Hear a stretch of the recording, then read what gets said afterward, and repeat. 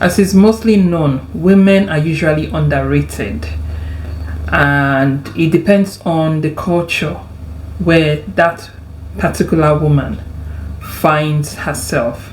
In some cultures, it's really bad that the woman is looked down on, and in some other culture, it's still a bit bearable. The woman can still breathe and be protected. But oftentimes, men, because they are up there at the hierarchy, are often seen as strong, able to handle life, privileged. Hello everyone, welcome to breakHbarriers. My name is Blessing, also known as Lady B. So we kind of think they haven't got that much challenges to handle like the women. But society has proved and continues to prove that men are just as human and sometimes helpless as a woman.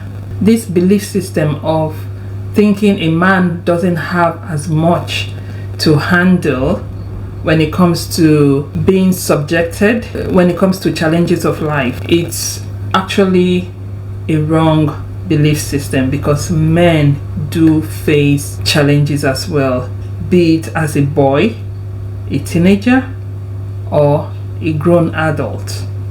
Men have challenges to the extent that, depending on the kind of man, it breaks them to pieces and they find life really difficult to handle. Some cultures portray their men to be strong, macho, and in those cultures, in some certain countries, the men are taught or brought up as strong, and if that male child dare show the sensitive side of him, that male child is considered as weak or a weakling, as we have seen in the case of Will Smith and Jada.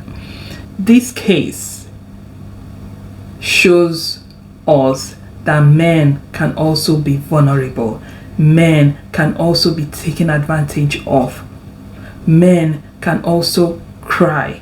Men also have battles, as in emotional battles, mental battles, pressure on them as a human being, and definitely need help, support. And not just Will Smith, because when we look at Chris Rock as well, from his life story, both of them, they have been on the tabloid for some time now. Going by their life story, we can see that these two male figures have had it very rough growing up. One was abused, even sexually abused, and the other has been mentally abused and undergone trauma that they are both dealing with. Although they are successful, but those trauma still persist in them, and these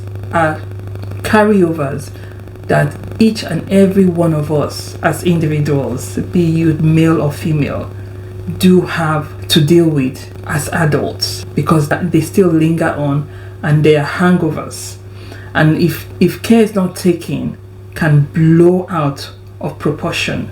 I mean, why do we find it in some cultures? And I actually think in all cultures, it's just that the level of it in every culture is different. In some cultures it's higher, in some it's not as much. Why do we as people teach the male child not to express their emotions?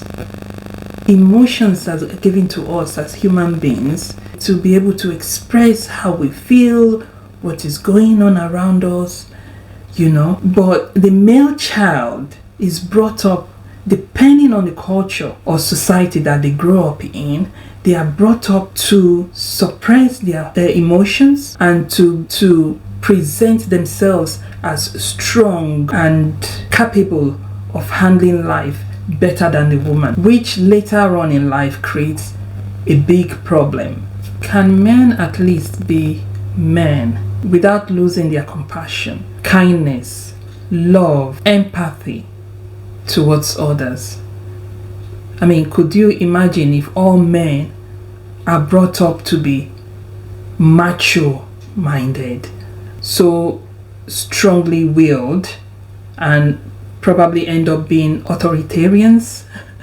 Then we'll have robots.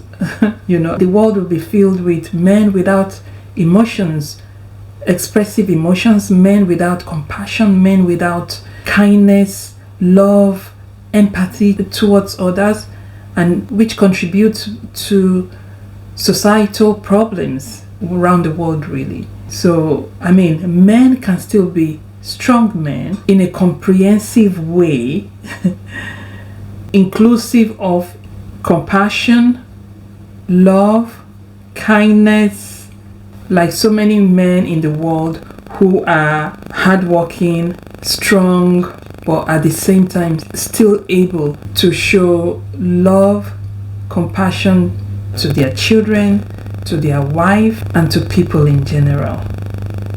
It's more like being a good leader or being in good leadership. So I would like to take us through the types of men that are out there, and it could be more than this, but these are the ones I have chosen to relate with you, which are: first, we have the alpha male, the beta male, the delta male, gamma male, and omega male. Alpha male are usually the type of male that express strength, macho, confidence, and sometimes they're a bit aggressive as well. The beta male, in other words, are the kind of men that are nice. They are the nice guys.